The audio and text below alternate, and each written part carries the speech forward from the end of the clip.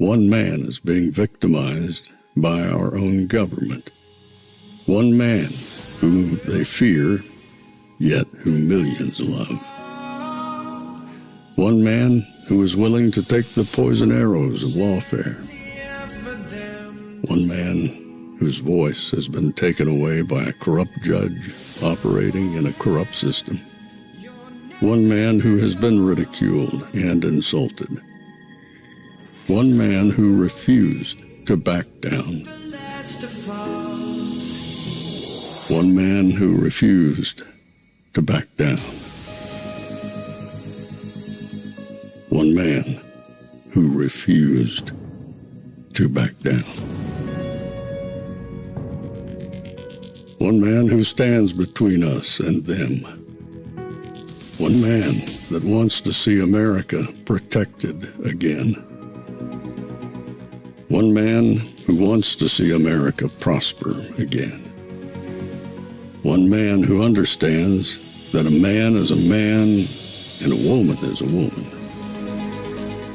One man who understands and protects the blessing of life. One man who wants to restore American exceptionalism. One man who once again wants to make America that shining city on a hill for all to see. A place where all the people of the world glowingly set their eyes upon. America. One man who unashamedly wants to make America great again. That one man is Donald Trump.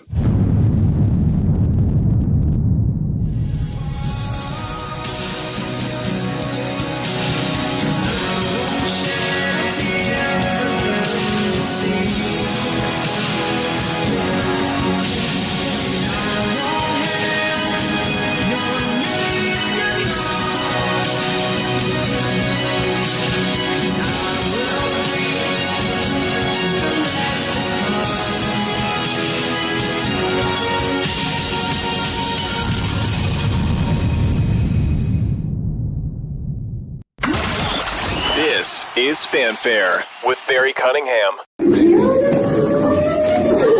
I almost wore this coat today. I'm so glad I didn't.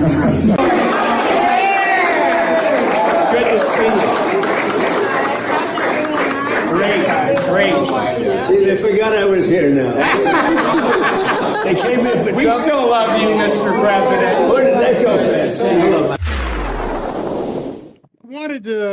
Wanted to start first with some good news. You know, it was the camaraderie there, seeing President Trump with the auto workers of America in the Oval Office, greeting Nikki, having some fun. It was a fun day. I don't know if you guys have checked. I don't even know if you guys really care.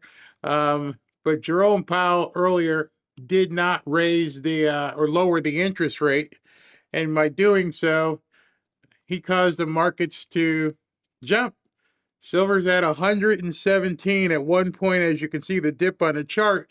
At one point, it was an over 119. You can see the high for today was 119.51.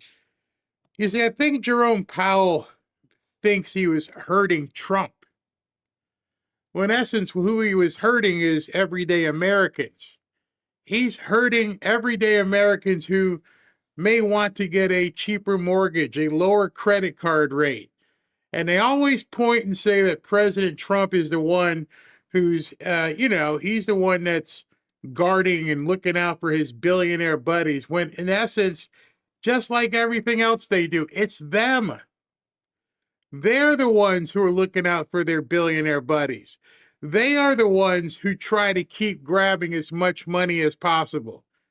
President Trump understands lower the interest rates, allow the regular people to dip their beak and get involved and have some prosperity. But no, you just want to make it completely out of reach for normal Americans.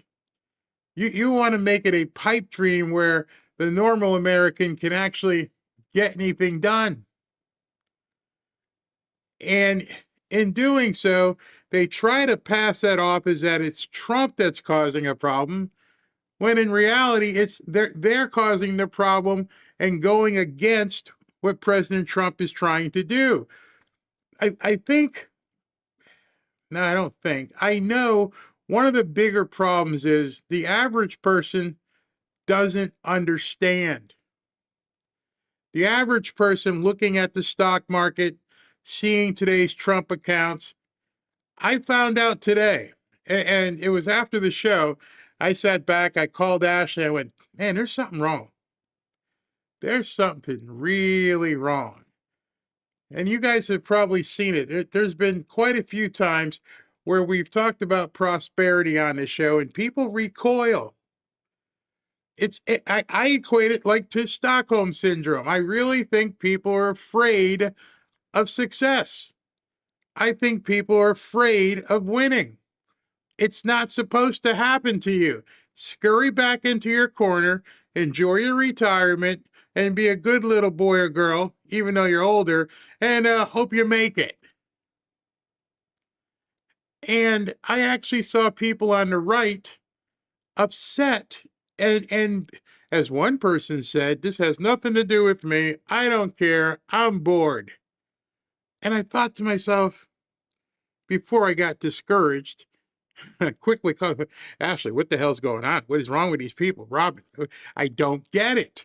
And then I realized there are some people on the right who are not so far away from some of the nuts on the left.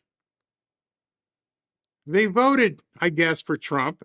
I guess they voted to get newcomers out of the country. They're all for that. They want the cleansing, I'll call it.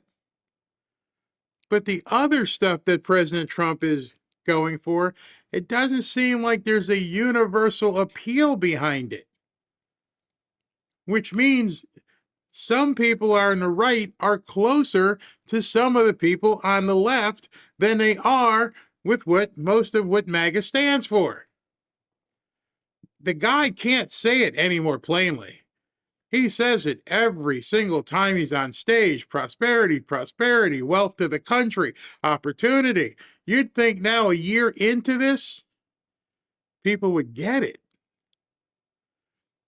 And I'll leave that up to a question that you guys all can begin asking yourselves and talking some of the people in the chat and going, you might want to ask people, what the hell is wrong with you?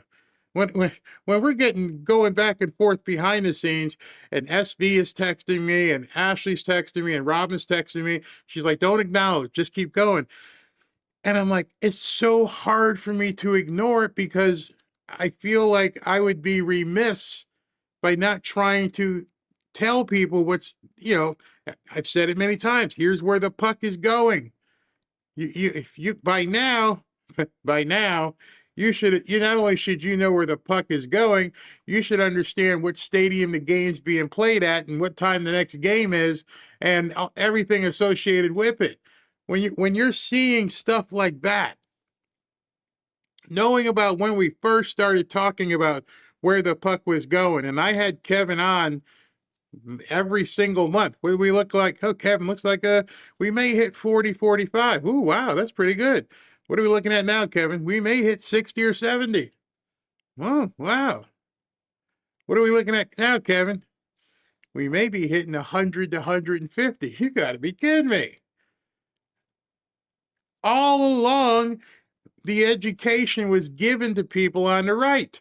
And the biggest excuse we kept hearing from people is, I can't afford it. That's an excuse. Of course you can afford it. It means you might have to sacrifice somewhere else. What did you have for dinner last week? Add up what you spent on dinner last week. Could you have eaten cheaper? Could you have had pasta for a week? Could you have bought some Spam, which ain't that bad. I can't eat anymore. You could have some Spam sandwiches, some ramen. You're not you. There are some people who aren't understanding what's being afforded to them, and it's starting to show a divide, not between the right and the left. It's showing a huge divide on the right. It's showing people who blame boomers because they can't buy houses. It's showing a divide because certain people think that silver and gold is beyond the realm of them being able to afford it. For them not understanding that basically I'm holding $118 right now, right there. That little thing, $118. Been showing it to you guys for months. Had people that were upset because I was running commercials. And I've got sponsor partners. And all the time I'm thinking, wow, man, I grew up watching, watching Rush Limbaugh.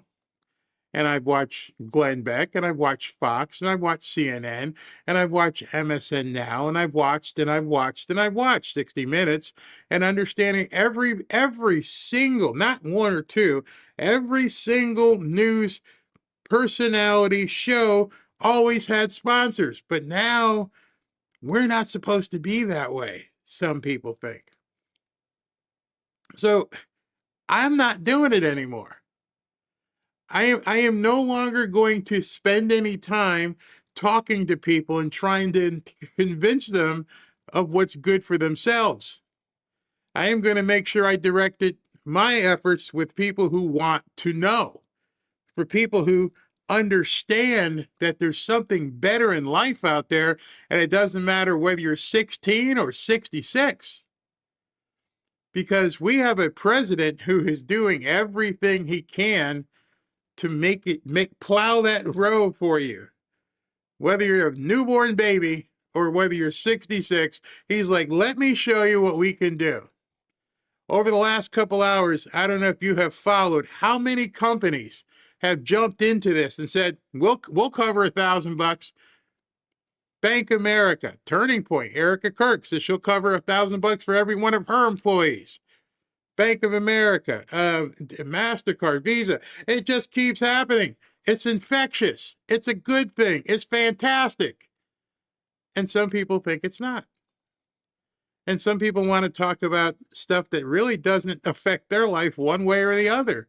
It made me really think, and I don't want to turn some people off here, but it really made me think. Do people want better lives, or do they really just want newcomers taken out of the country? Are they blaming the newcomers for their lot in life? I'm going to tread very lightly here until I start seeing what's really going on here, because I'm watching the blame game being played all over the place. It's boomers. It's this person. It's that person. And the common denominator with everybody saying there's something wrong is themselves. I can honestly tell you with all veracity, I don't care who competes against me. I don't care who tries to do better than me. You know why? Because it's motivation. I don't need you taken off the field for me to win. I don't need my opponent. I don't need another person to, be somehow artificially taken off from the competition so that I have to win. I want to go head to head with people, and I want to give my best, and I want to show people I'm going to win. I'm going to beat you, and there's nothing you can do about it. Bring your A game. And let me go ahead and segue into telling you, you'd better bring your A game. Because the other side, they're bringing the A, the B, the C, and you're just going to sit home and complain and watch yourself get stomped. What's the best way for you to protect yourself and be better in case the nuts come for you? What's the best way? Well, the best way is to have the knowledge. The second best way is to have the resources so that nothing can befall you. And if you don't have the resources to make sure you're not befallen, if you're not in a position where you can hold up food, water, weaponry, then you're easy fodder. And the only thing I ever looked at when President Trump was running is he going to be the person I've known him for 20, 25 plus years? Is he going to bring these principles? And those principles are, not every time will you win. We know he's had Trump University and he's had the casinos and but do you have more wins than you have losses? And are the wins that you do have so big that it makes the losses trivial? And so when I'm watching people on the right now who are complaining about Trump's not doing this and Trump's not doing that, I'm like, are you seeing the other wins? I'm just asking. Are you seeing the other wins? If this is a loss, oh, it looks like he's caving to Tim Walz. Not true, but even if you thought he was caving to Tim Walz, are there bigger wins you might want to be focused on? Are there bigger wins that you might want to be focused on? I want you to look, and you tell me, are there bigger wins that you should be focused on? Over the last year, up nearly 300%. Where would you be right now if you had one less pack of cigarettes, one less 6-pack of beer over the last 12 months, and you bought, you know what? I'm going to go buy silver at 25. I'm going to go buy silver at 29. I'm going to go buy 10 things of silver at 30. And you just took your time and you methodically put things together because you knew this guy was providing opportunities. And now you have that opportunity again, ground level. You have a grandkid, you have a son, you have a daughter, and you don't have much money. He's spotting you $1,000 and he's going to add in, or you can add in 50, 100, whenever you can. Do you understand the concept of compound interest? What it will do over time. The big wins are much bigger than what anybody conceive as the small losses, because they're not really losses. We've had impediments, we've had all kinds of hurdles we've had to get over. But if you notice, he keeps coming. He keeps coming. Pam Bondi's 35-1 in big cases. She keeps coming. Oh, Pam Bondi, she's on TV too much. Oh, she sucks. Yeah, but she keeps coming. See, I don't find it to be a loss until he goes, no, I can't do it anymore. They got me. And right now, there's some of you who actually feel that way. And some of you that are focusing on, obviously, the wrong things. But unfortunately for you, your opponent isn't. Your opponent is getting ready to rumble. And you're not getting ready to overcome them. You're sitting back hoping somebody else takes care of it. What are you going to do? You remember the song for cops, what you going to do when they come for you? Bad boys, what you going to do when they come for you? Let me show you how bad things are in Minneapolis, not from a violence perspective, but from a perspective of you aren't ready for them. You're not prepared for what they're going to bring. There's no way that you are prepared. I guarantee you, you're not prepared. Before that, let me talk to you about this giant hoodie that I've got on here, my bearskin hoodie. It's funny, I've told Ashley many times, I don't know how bearskin, well, obviously, they must look at the weather forecast and say, it's about to get cold in Florida for a couple of days. Let's go ahead and ask Barry if he'll put one on. And sure enough, when it hit like 40, I don't mean to be crying, but it did hit 48 this morning when I had to take the dogs out. So this is the bearskin hoodie. And the smart people, are grabbing theirs right now because when it's already freezing, you want the gear that actually keeps you warm. Bearskin is running a 60% off deal right now. So you can finally upgrade that sad excuse for a winter hoodie You've been suffering it. And these hoodies are built for seriously cold weather. Robin has one when he takes the dog outside. She's got one. I got one. I gave my grandson one. It's got 340 GSM of bearskin fleece, 10 legit pockets all over the place. And it even zips into a heavy storm rain jacket to turn into full winter waterproof armor. Whether you're into hiking, hunting, traveling, walking the dogs, or if you just hate being cold, this is the last hoodie you'll ever need. And you'll get free U.S. shipping, fast delivery, and you're finally knitted and fitted out for a nice winter. Ooh, it's so warm. Even me sitting here right now indoors is like I'm burning up. It's a win-win. So do yourself a favor, text the word Barry. That's me to 36912 to lock in 60% off. Did I say that right? Text Barry to 36912. You'll get a link sent straight to your phone so you can check it out later if you're busy right now watching the show. And when you shop with Bearskin, you're not just getting killer gear, you're also supporting the Fallen Outdoors and the Hope for the Warriors Veterans Program. So don't wait till you're freezing to realize your hoodie sucks. Get a Bearskin right now while it's 60% off. All you got to do is text Barry to right there, 36912. 36912, and you will get a link. All right, you will now find out what I'm talking about. When I said, are you ready? Well, hope you're ready.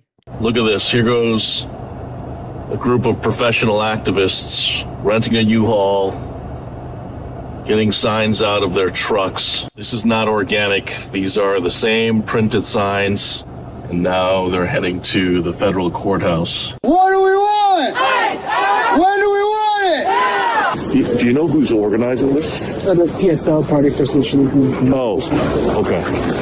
Do you want to sign? I'm just going to observe. Thank you, though. Tuck in, meet your neighbors, because again, hey, remember, we're not doing this by ourselves, right? Which group is organizing this? Party for Socialism and Liberation. We've been out here for a few years. How do you join? Like, if you want to also donate? It's pretty easy. You can look it up, pslweb.org. Got it. Is there like a Minnesota or Minneapolis chapter? Twin Cities. Twin Cities. So, okay, so people can simply just donate and goes to signs and whatever out here to protest. Okay. If we don't get it, if we don't get it, everyone. Yeah, it's funny here. They're actually using the signs you saw the other people deliver. Who's your delivery person? Who's bringing you your gear? Who in your neighborhood has got you guys covered in case, poop hits the fan where you live? How are you personally signed up? Where is the, capitalists are us? Do you have a neighborhood group that you guys are relying on? These people are serious. Today's Wednesday. Friday, I've got an interview, 2 great interviews I will show you Friday afternoon, probably like 5 o'clock. We've got Haley West, who is the woman who was followed around in Minneapolis. And we've also got the Data Republican. If we can get all the technology set up for her, the Data Republican will be here as well. So we're going to have 2 people. None of these politicians in Washington talking crap. We're going to have 2 people who are on the ground doing stuff to find out where this insurgency is. We're going to talk about where they get their money from, how they're doing it, how they've organized, how they've got 4,000 or 5,000 donors giving them money so that they could overthrow America. Oh, by the way, you understand that, don't you? This has nothing to do with the 2 people that got killed. That's acceptable collateral damage. Their objective here is to take down America. Their objective here is to destroy your way of life. They're not here to, celebrate the guy that died. They'll have their fake vigils, which you'll see, but where they're organized for is to destroy America. And they're ready. They are extremely ready. About power. Not the kind of top-down power that men like Bavino and Trump cling to in order to make themselves feel big, but the deep well of power being exercised by the beautiful people of Minnesota. the boot of U.S. imperialism All of our brothers and sisters, we know how these issues connect anymore. They're not going to atomize us. They're not going to isolate us. They're not going to keep us in our silos. We understand the truth, baby, with wide open eyes. And we're going to organize accordingly. That's right. And we're going to fucking win our country back. And how is it ever her country? The country she wants to get back never existed. We're going to win our country back. Excuse me, ma'am. Yeah. Sister. What country are you trying to take it back to? I mean, none of us has ever lived under the type of country that you want. So what are you trying to take back? Can you tell me what period of time? The Crusades? What? Where is it that you want to go back to? I'd like to look it up in a magazine. Is there some sort of directory I can find and said, we want to go back to 19... what? What exactly do you want to go back to? That's when I start looking at these people going, yeah, you're not making any sense. We're going to take our country back. You're assuming you had it. And as far as I know, this country has never been a socialist country. Win our planet back! Oh, the planet too. So you're in charge of Uranus. That's about it. Justice for Renee Good! Justice for Renee Good! Eyes out now! Eyes out now! Eyes out now! Eyes out now! I'm so inspired by the tens of millions of people in sustained action around the world mobilizing with international solidarity along all of these struggles. I've never had more revolutionary optimism than I do right here, and I'm so happy to be on the streets of Minneapolis with all of you. Let's go! Let's get ICE the f*** out of our country! Abolish ICE! Abolish ICE! Abolish ICE! Abolish ICE! Abolish ICE! So what I found funny about that whole thing is, you notice the buses and cars just driving by. Just heading to wherever they got to get to, heading home, just got off work, and completely oblivious to these nuts. Because that's where we are right now. We are winning. We are multitudes bigger than them. But the problem we're having is too many people are just driving by. Too many people think someone will take care of this. I mean, of course, somebody will take care of these nuts. It won't just keep growing, will it? Will it? See, that's what, when you listen to what the Data Republican and Haley will tell you, what you don't see is what you should be concerned with. If they only had 100 people out there on the street, yeah, it's easy just to drive by. Honey, yeah, I'm on a phone, but there's a bunch of kids over here with signs, and just keep going, no big deal. We can all do that. We can all just go, no big deal. Because just like the tip of the iceberg, you're only seeing this much. You're not seeing the entire mass below it, the organization that they have put together. The organization which includes judges and politicians and high finance across the world. There is no way President Trump is going to be able to stomp this out by himself. They're not going anywhere. They've been under rocks for years. They will continue to be under rocks. If they have to quell their public appearances, that does not mean they're going to be going away. They will just continue to grow in numbers because they will continue to find those people who feel they've been left out. Even though they're looking at somebody who's probably got a $300 jacket on. And, you know, the other thing is people funding them are billionaires and they're talking about anti-capitalist. They don't make any sense to themselves, so they're not going to make any sense to you. And these people, as you've seen, are doctors, nurses, people in positions now where you walk in and you're like, I got to go in for a procedure.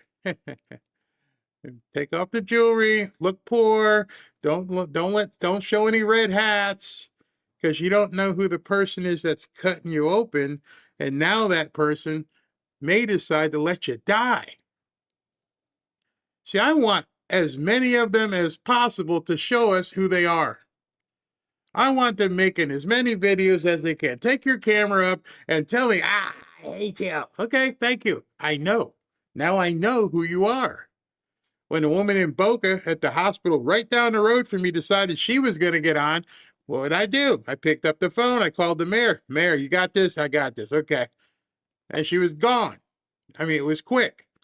I'm not saying I was the one that got her fired, but I'm sure there were people like me who's like, hey, you going to do something? Yeah, we got it. We're on it. But sometimes there may not be somebody there to take them out. And they're not going away. Am I trying to get you to be afraid? No, but I want you to be cognizant. They're not going away. They will wait. See, just like any other terrorist, they don't have to win now. They don't have to be right all the time. They only have to be right once. And the thing you have to have crossing your mind is, well, what if they get back in power? And that's the question you have to ask yourself. If tomorrow where you live was overrun by socialists, commies, and Democrats, and you see what's happening in Virginia, how quickly they're trying to do whatever they can to just drive people crazy and take everything they have, are you protected? You see, a lot of people will say, well, what they're doing, that ain't coming in my neighborhood. No, it ain't going to come like that. It's going to come in the form of Abigail Sparnsberger, smiling woman who's like, yeah, now we're going to raise taxes to 40%. And we're going to do away with real estate subdivisions and zoning. And we're going to put a tenement with a bunch of newcomers across the street from you. And then we might put 2 of them over there. Golf course? Nah, it's wasted land. We're going to outlaw golf courses and we're going to put tenements on them. And your way of life is toast. What are you going to do about it?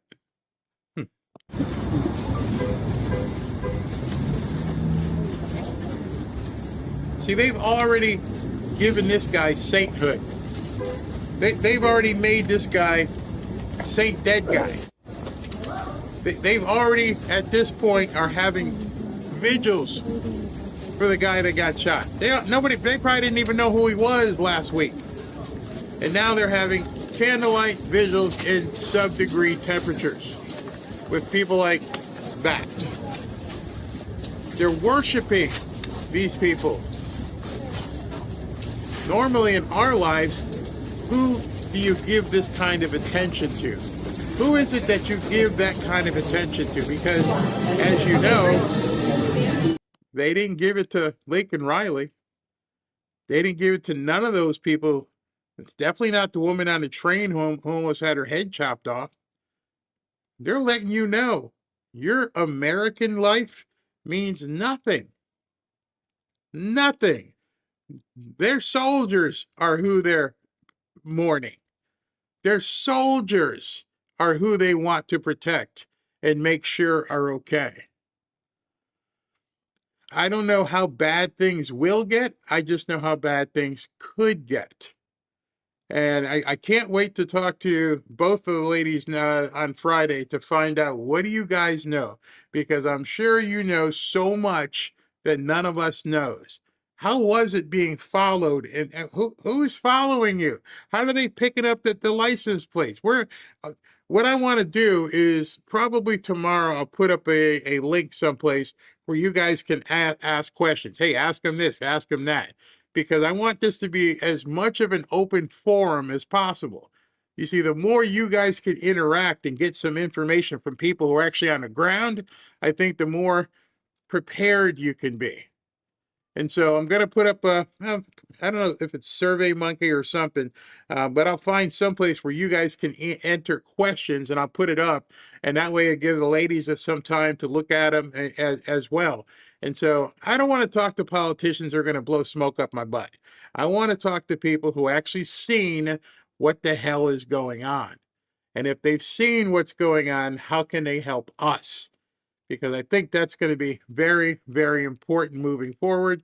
And I think it's something that we are going to have to come together and coalesce as a group. And the only way you're going to be able to be a part of it, if you're ready, is because if you have some ability and resources. I fear for people who have no resources and are just going to wait until something happens that somebody else does.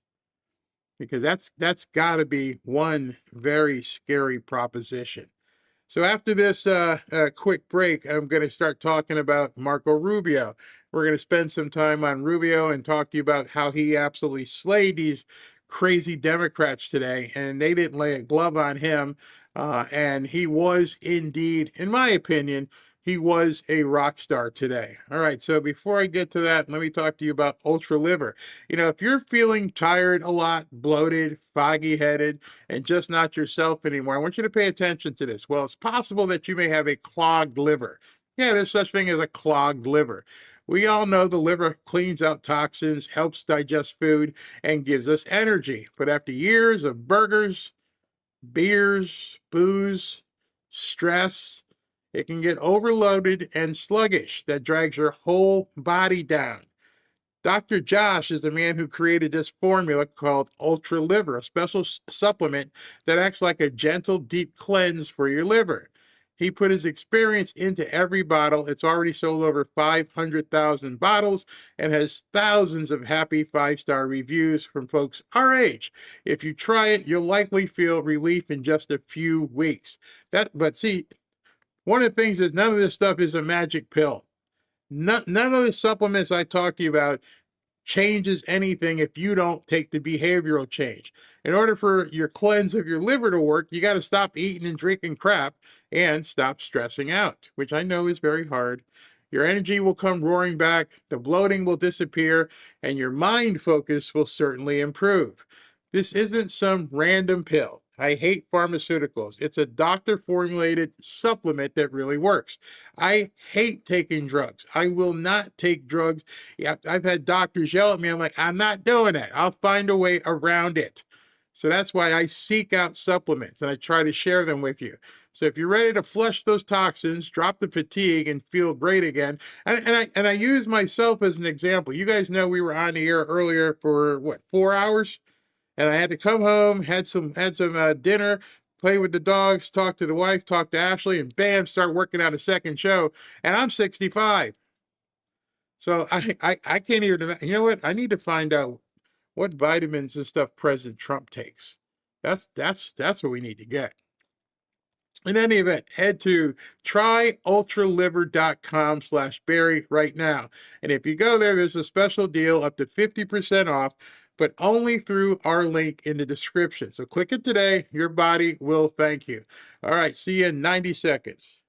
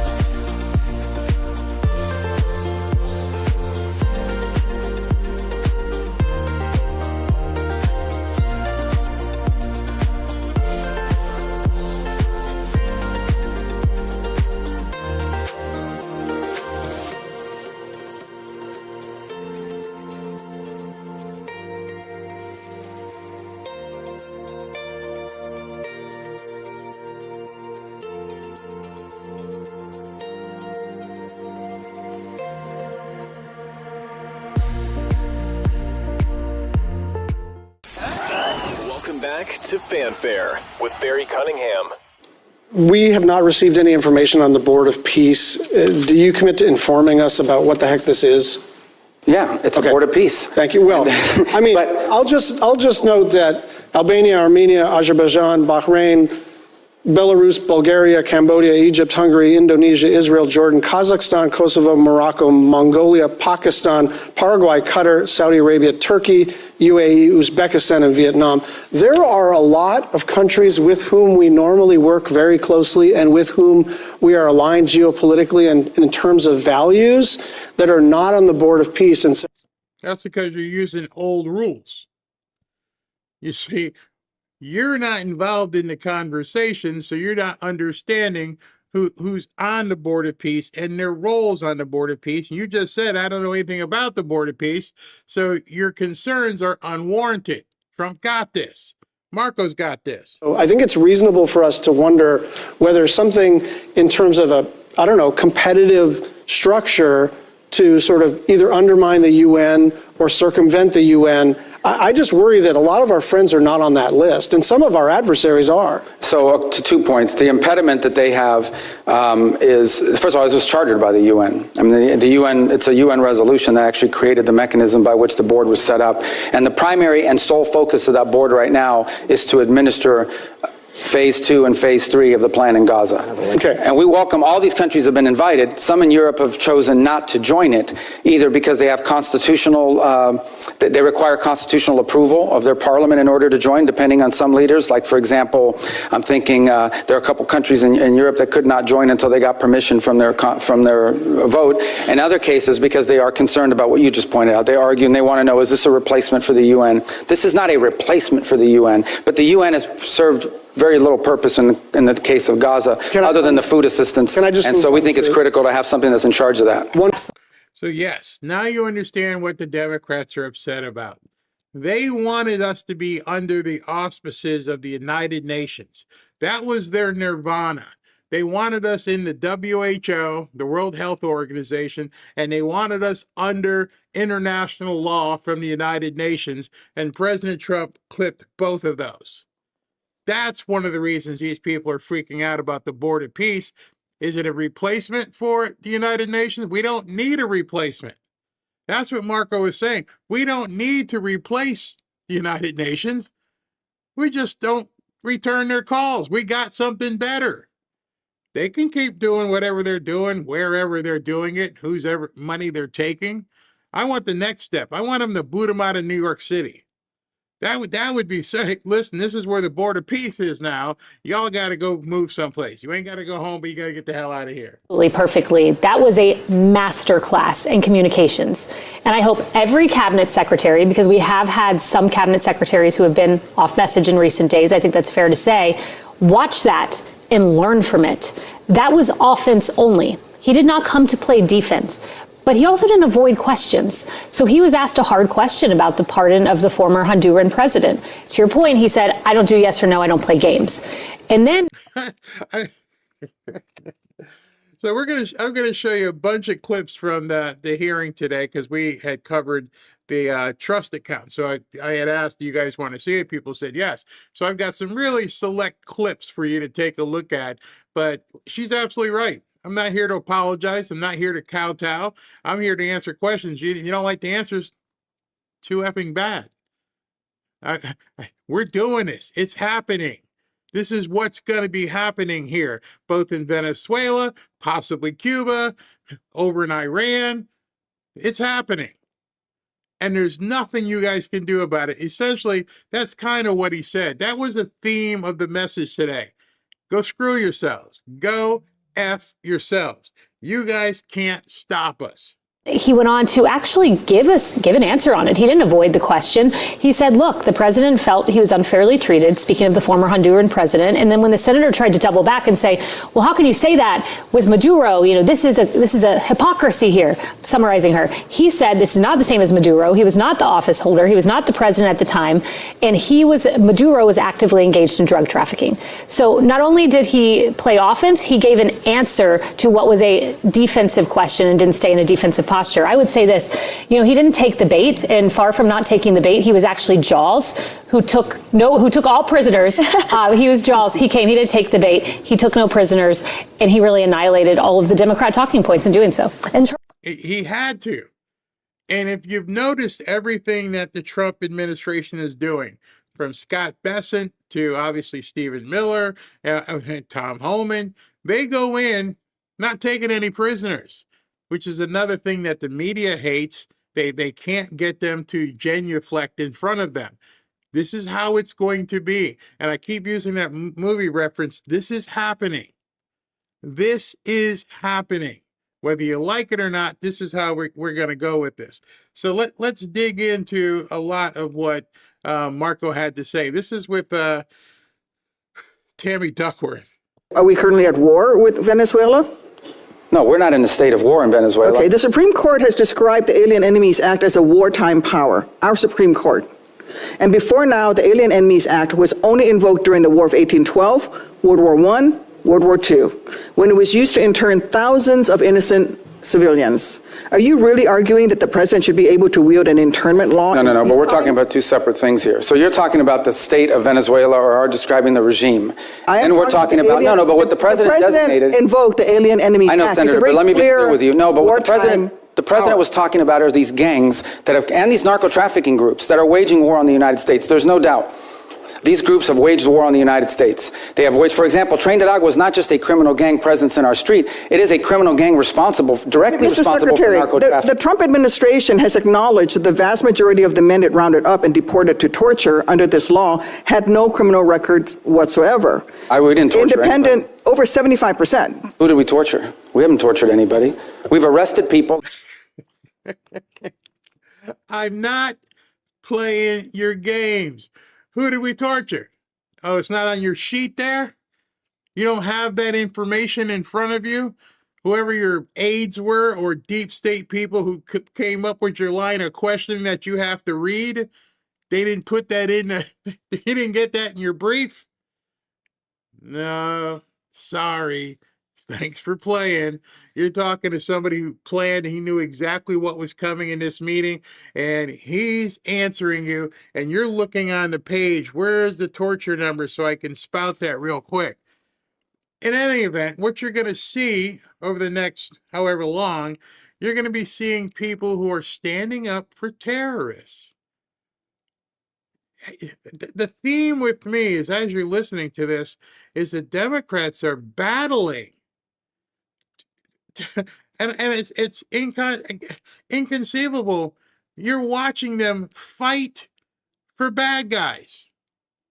This isn't like, London or, Spain or something. They are going out of their way to find a reason why Trump did something to bad guys. Sick. That are members of gangs, and we've deported them. We don't want gang members in our country. Investigations have found that many of the men were here legally. If the administration is willing to lie about who it's targeting under this law, what protections do totally innocent people have against abuse? Again, I want to ask you, will you advise the president to rescind his invocation of the wartime Alien Enemies Act? No, of course not. Of course not. She can't even make eye contact. All she can do is read what somebody else wrote for her. And Marco's like, no. Did I say it already? This is happening, lady. There's nothing you can do about it. These are people that are threats to the national security of the United States. But I've described this in hearings in the past, including So you're saying that we're at war? We are absolutely. When it comes to narco-trafficking groups and criminal gangs that are targeting the United States for criminal activity, we're in a state of war. There's no. I would ask her, ma'am, what would you call it?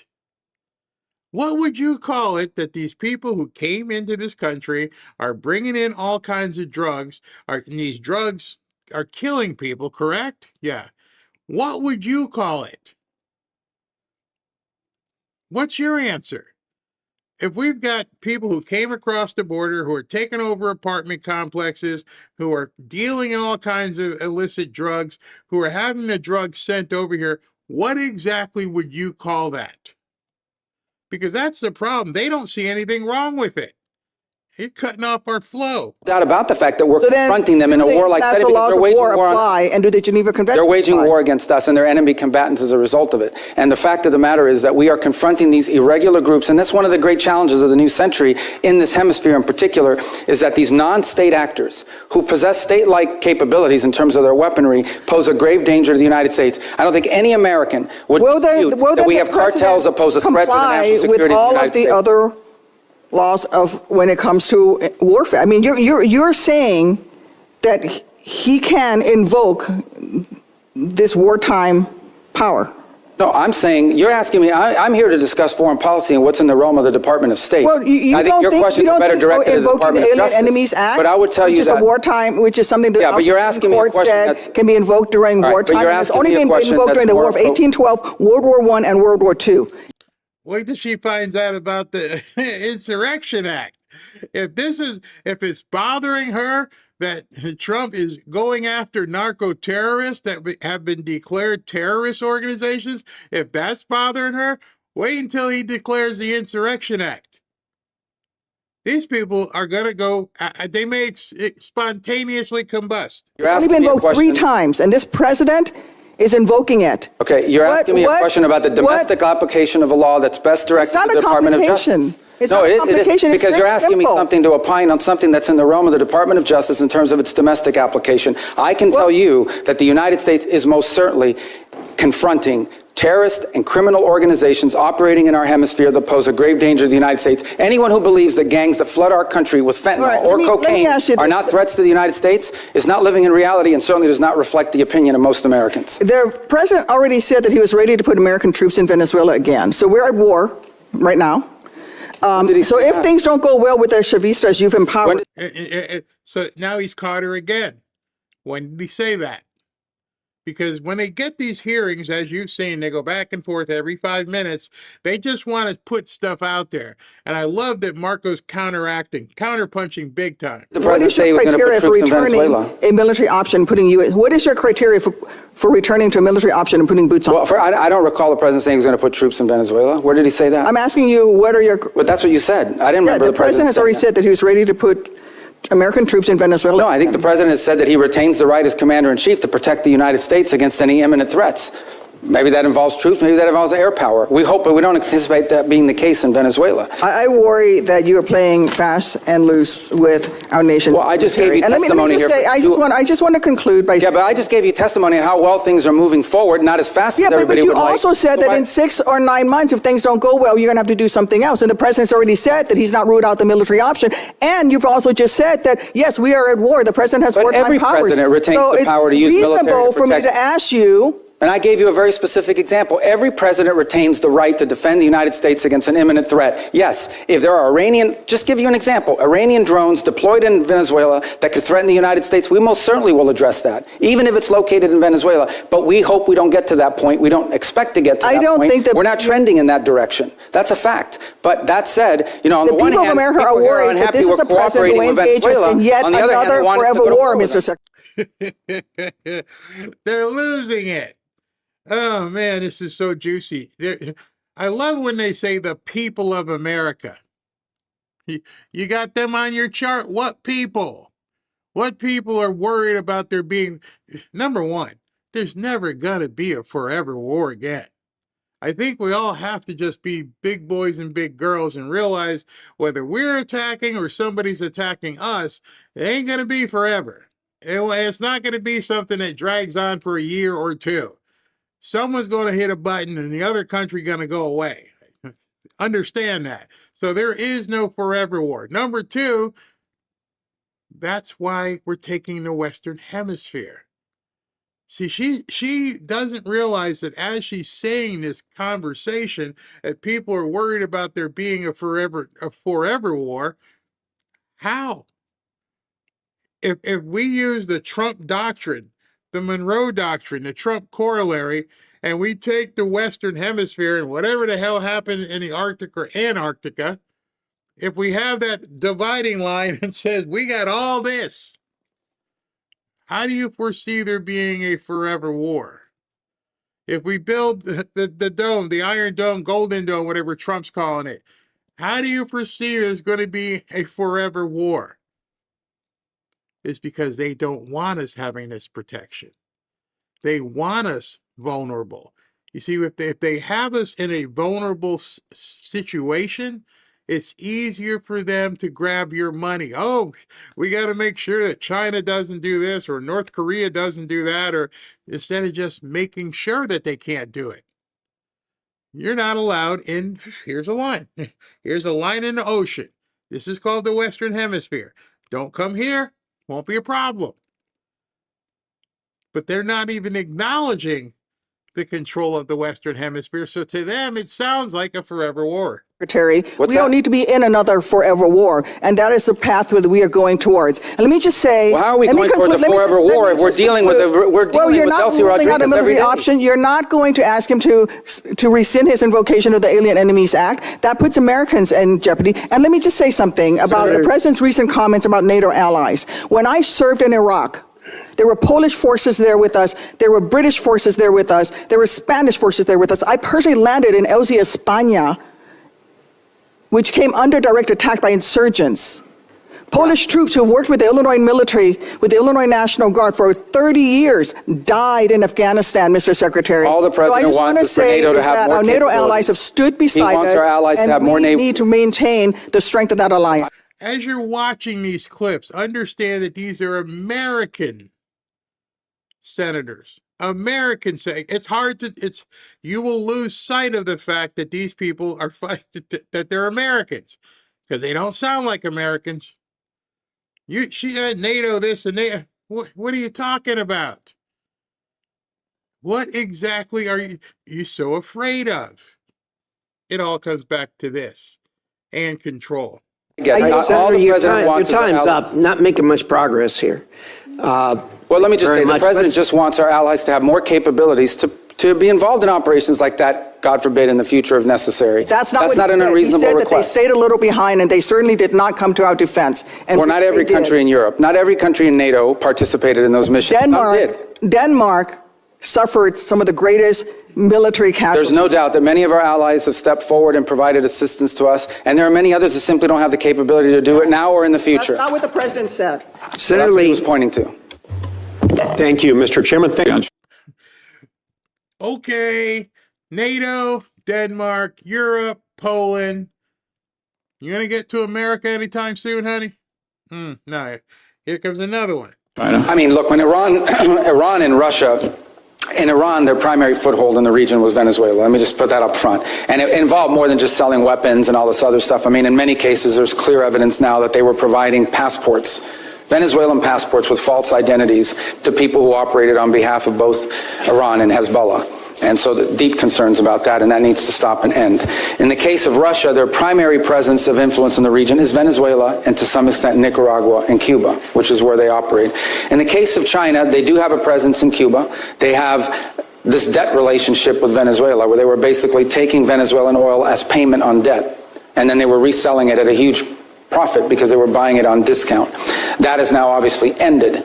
And if their debt is legitimate, a future Venezuelan government will have to address it and deal with it as part of a broader restructuring of their debt. But in the short term, that is now ended. But the primary way that China plays in the Western Hemisphere is through commercial relations. They engage themselves in a country. They're very interested in telecommunication. They're very interested in building and controlling key infrastructure. They're very interested in critical mineral rights. And they've secured many leases for many years because of neglect on our part in allowing them to do that. And it's so I wanted to stop there. China was able to eat our lunch and cut deals in Venezuela because we were lazy and didn't do anything about it. Whatever, Biden, whoever, didn't want to stop and secure what we needed. Remember, go all the way back to when Biden drained the strategic oil reserve.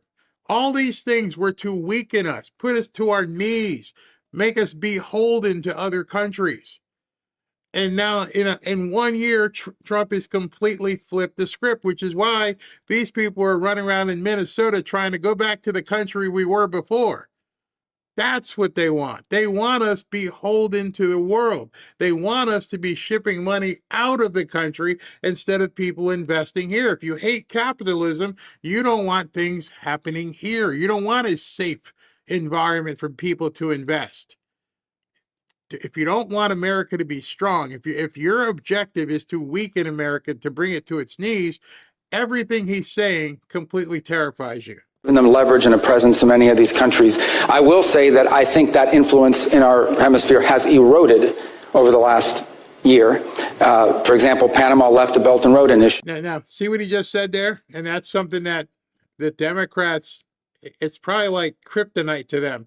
The Trump administration keeps mentioning hemisphere. All this. We got all this. It's no longer about near our shores. It's no longer about international waters off the coast of the West Coast or East Coast. It's the whole hemisphere. And by enlarging our footprint, that provides us with the protection. We have new leaders in Chile, in Peru, in Paraguay, in Chile and in Honduras that have expressed a strong desire to realign with the United States and our priorities. And we have great relationships with Argentina, Paraguay, and other countries in the region who are also very cooperative. And we've had great cooperation from the Panamanian authorities as well, including a case before the Supreme Court. I don't know if the final has been submitted that could lead to the eviction and removal of a Chinese-controlled company that controlled both ports at the Panama Canal. Thank you. I wish we had more time. I'm out of time. I yield. Thank you, Senator Van Hollen. Thank you, Mr. Chairman. Mr. Secretary, I want to discuss. The president already said that he was ready to put American troops in Venezuela again. So we're at war right now. So if things don't go well with the Chavistas you've empowered, when did the president say he was going to put troops in Venezuela? A military option, what is your criteria for returning to a military option and putting boots on? Well, I don't recall. She keeps repeating the same stuff. I know you guys like it, Barry. Did we just play that? Now she's like, what's the criteria for putting boots on the ground? There is no criteria for putting boots on the ground. Did you not see what happened with Iran? Did you not see that they flew all the way over, went boom, and flew all the way back? Did you not see that somehow they got the poop ray gun working in Venezuela and 10, 20 guys took on the entire thing, dropped in, got out? War is completely different than how it used to be. I don't even know these weapons, these DEW. Now they finally admitted that we have DEW. If you don't know what DEW is, you might want to look up the direct energy weapons, because at this point, that is the kind of thing that is absolutely terrifying other people, especially if we're the only ones with that kind of technology. Moving forward, because you're going to ask about the going back. And let me just say this. What is our goal going in? We had in our hemisphere a regime operated by an indicted narco-trafficker that became a base of operation for virtually every competitor, adversary, and enemy in the world. It was, for Iran, their primary spot of operation in the Western Hemisphere was Venezuela. For Russia, their primary base of operation in the Western Hemisphere, along Cuba and Nicaragua, was Venezuela. In the case of China, China was receiving oil at a huge, about $20 a barrel discount, and they weren't even paying money for it. It was being used to pay down debt that they were owed. This is the oil of the people of Venezuela, and it was being given to the Chinese as barter at a 20%, at a $20 discount per barrel in some cases. And so you had basically three of our primary opponents in the world operating from our hemisphere from that spot. It was also a place where you had a narco. I don't want to sound like a broken record, but have you heard that word so many times that you've never heard in probably decades? They are using it. They understand it's now the word that they are going to let everybody know, even if these nutty Democrats don't understand it. They are, by osmosis, basically claiming the Western Hemisphere. This is no longer about the United States. That's where the Democrats and many people on the right aren't understanding. There's been a shift, just like there was the Gulf of America, and like we want to get Greenland, and now it's the Western Hemisphere. It's basically the American Hemisphere. The expansion that took place with no fight, they're not even focused on. Nobody's fought us for it. President Trump just said, we're taking the Western Hemisphere. Here's the Monroe Doctrine, now the Trump Doctrine, now the Trump Corollary, and all of this. And nobody fought us except for the people internally, and I don't think they've still grasped it. Trafficking regime that openly cooperated with the FARC and the ELN and other drug trafficking organizations using their national territory. It was an enormous strategic risk for the United States, not halfway around the world, not in another continent, but in the hemisphere in which we all. There he goes, hemisphere again. So if you want to know where the Western Hemisphere is, if you haven't looked it up yet, basically you can just draw a line straight down from, under where it says My Marinara and just come there. All of that. Don't come past that line. It's like you're putting up a giant force field. It's ours. And he's reinforcing it over and over and over again. Hemisphere, hemisphere. Notice they're not even asking about that. They don't even, they're not even realizing what President Trump has already done. Like when, what's her name? Duckworth was talking, and she's like, I fought in the trenches and I did this. And lady, that kind of war ain't going to happen anymore because we don't care what happens over there. We are no longer going to go ship our people off to fight in Afghanistan or something like that. They don't understand that this entire ideology has completely shifted and why it's now called the Department of War instead of Department of Defense. Defense was, don't mess with us. Department of War is FAFO. They don't like that kind of bravado. And it was having dramatic impacts on us, but also on Colombia and on the Caribbean basin and all sorts of other places. It was an untenable situation and it had to be addressed. Right. So it's been reported that the oil sold for $500 million, that $300 million went to Venezuelan government. What happened to the other $200 million? It's still sitting in the account, is my understanding at this time. The account in Qatar? Well, the account, yes, but that will ultimately be that's a short-term account. Ultimately, it will be a U.S. Treasury blocked account in the United States. And will it also be audited? Correct. Well, the audit will be on the expenditures. At the front end, we'll tell them this is what the money can be spent on. Again, I'm not talking about all the other revenues the Venezuelan government may have. We're talking about the revenues from the sanctioned oil. At the front end, we will say this is what the allowable expenses are, and then they will agree to fund, as part of the overall cost, they will pay for and fund an audit system acceptable to us to ensure that that's how the money was spent. And can you report? Okay, so she was trying to get there, and he shut her down because one of the things that $500 gazillion, hey, I'm a Democrat. Let's get my hands in that. Nope. Shut her down right there. You are not touching this money.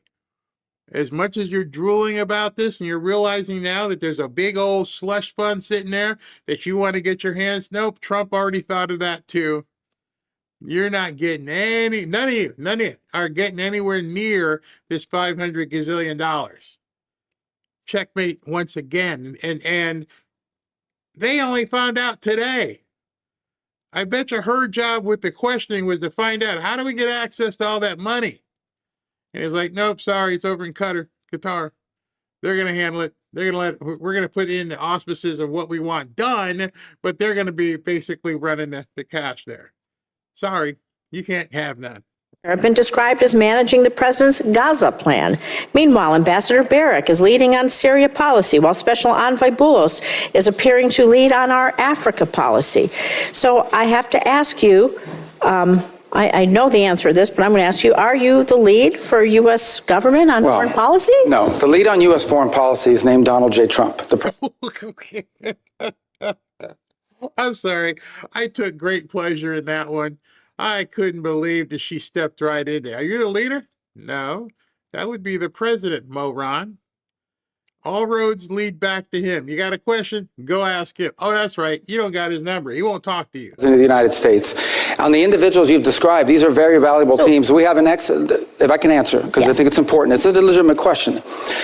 I have the distinction, but I think both the benefit of being the National Security Advisor and the Secretary of State. As National Security Advisor, my job is to coordinate the interagency function of national security, and that involves foreign policy. So I speak to Steve Witkoff and Jared Kushner in the case of Gaza, and now Russia, probably 10 times a day. We have multiple meetings and coordination. All of it is we build a team, we gather facts, we present options, and then we take them to the president about it.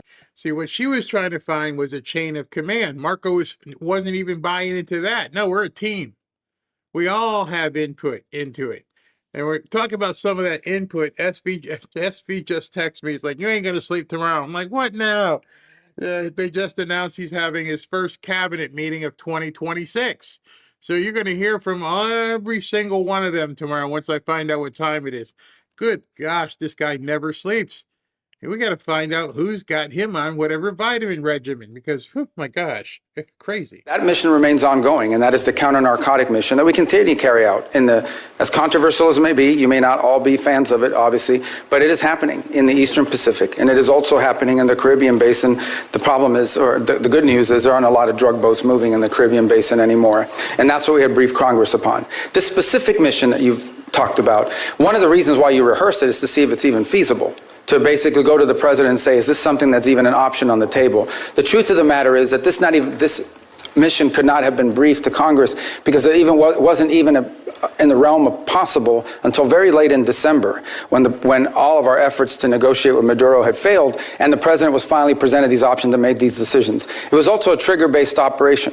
It may never have happened. It required a number of factors to all align at the right place at the right time in a very limited window. And it wasn't even clear if it was ever going to be possible. So basically, it was on a need-to-know basis, Chris.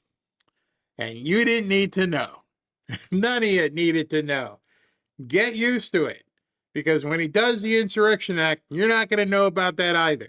When you start seeing judges getting ripped out of courtrooms, you're not going to know that's coming either. No leaks, no advance warning. Nobody knows the day and hour in which he's going to strike. And that's why I keep saying over and over and over, these polls are BS. You have no idea what's about to happen next. None. None of us do. We don't know what is on this whole thing. Somebody asked in the chat if I was going to cover what's going on in Georgia. Nope, not yet. You know why? You got to compile information. There's information coming out the entire time. So that'll be a story for tomorrow because I'm not going to just start talking stuff until I can just spend hours researching and pulling in information so I can show it to you. And by the way, I've already begun, and there's some serious information, and there's some serious people who are going to need some depends tonight. Let me ask you, did anybody have on their bingo card that Georgia elections would be subpoenaed and raided today? Nope. Did anybody have any advanced knowledge? Were you hearing anything on X? Were people telling you, yeah, I'm hearing they're about to raid the offices of the election board? Nope. You didn't hear it. So if you didn't hear it, I didn't hear it, people in the news didn't hear it. Obviously, the people in Georgia got surprised. Nobody knows what's next. There is a very methodical plan, which is why I keep telling people on the other side, or our side, just shut up and watch. Stop trying to make yourself more important. We're spectators in this. This is one of the few times where you just got to sit back and wait and see what happens. And there's no amount of screaming and complaining about cash and Pam Bondi. And nothing is going to change until they want to do it. So it's wasteful thinking. In fact, I thought I had something with Pam Bondi today. I'll see if I can find it. There's also the aspect which I do not control, and that is deference to the Department of War on operational security. Despite the fact that we had kept this quite constrained, the truth of the matter is that this was leaked. We now know it was leaked by a contractor at the Department of War that, had it been published, would have endangered the lives of people and/or would have probably canceled the ability to carry out the mission. So this is a real tension, and one that I'm doing the best I can to try to manage within the constraints of two things: operational security and also decisions being made. There are multiple contingencies for events all over the world, including some that none of us think were ever going to come to fruition. And in this particular case, one of the reasons why you rehearse these things in advance is to know whether it's even possible. Is this even doable? And what are the risks associated with doing? So you can present options to the president who ultimately makes these decisions. In the case of reimagining NATO, it most certainly has to be reimagined. And the reason why it has to be reimagined is not because its purpose is reimagined. Its capabilities have to be reimagined. Let me give you as a point of example. There's a lot of talk about security guarantees. And it's something that there's general agreement about now with the case of Ukraine. As you're watching this, realize Chris Coons, most of the time these people try to speak over, he's got nothing to say. He's got to listen to Marco try to explain this to him because he doesn't know what's going on. But those security guarantees basically involve the deployment of a handful of European troops, primarily French in the UK, and then a U.S. backstop. But in fact, the security guarantee is the U.S. backstop. It is not and I'm not diminishing the fact that some countries in Europe are willing to place troops in a post-war Ukraine. What I'm pointing out is that is irrelevant without the U.S. backstop. And the reason why you need such a strong U.S. backstop is because our allies and our partners have not invested enough in their own defense capabilities over the last 20 or 30 years.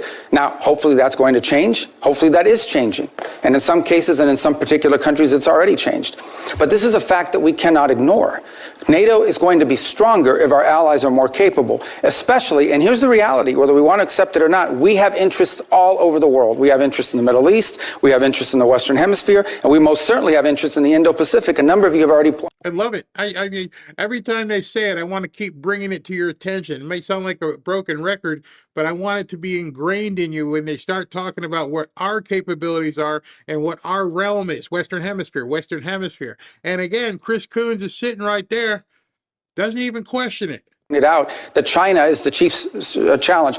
We can't have the same soldiers or the same ships in both Europe and in the Indo-Pacific. We have to pick. No matter how many ships we build, no matter how many capabilities we grow, we're going to have to make these adjustments. And the stronger our partners are in NATO, the more flexibility the United States will have to secure our interests in different parts of the world. That's not an abandonment in NATO.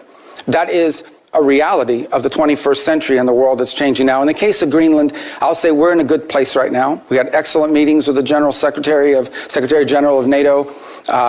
In fact, even as I speak to you now, there'll be some technical level meetings between us and our partners in Greenland and Denmark on this issue. And I think we have in place a process that's going to bring us to a good outcome for everybody.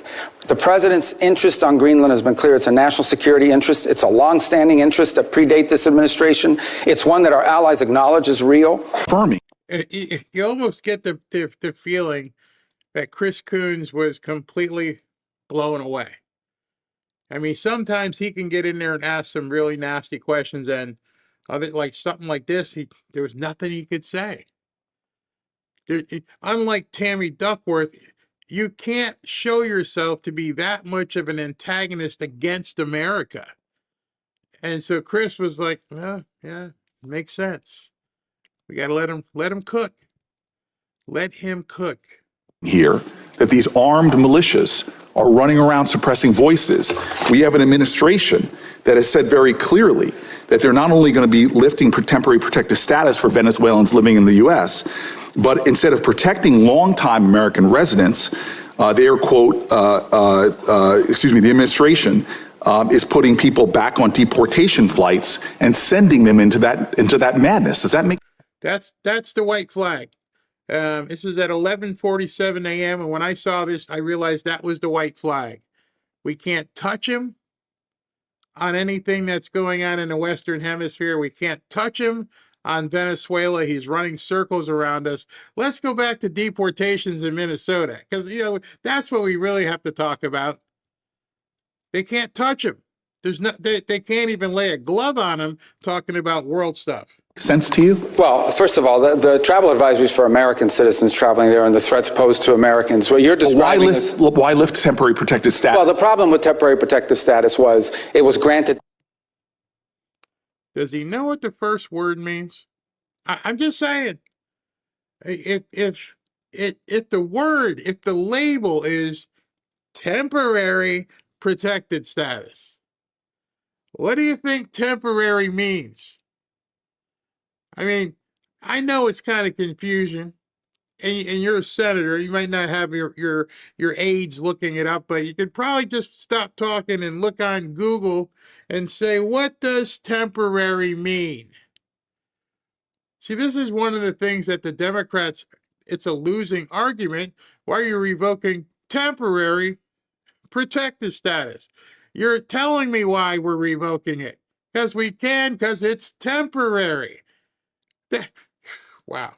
So many people in such a vast numbers so quickly without proper vetting by the previous administration that there's a real concern that there were gang members that had received TPS simply because of the nation they came from and the time in which they came. It became so big and so massive. The overwhelming majority of Venezuelans are not members of Trained at Agua, but there were Trained at Agua and other criminal elements embedded in the TPS system. And the numbers were so large that the administration felt it had to cancel the program in order to appropriately vet it through on the individual cases. Excuse me, Mr. Secretary, this might not surprise you. I don't trust this administration and the way they use terms like terrorist. I've seen them calling American citizens.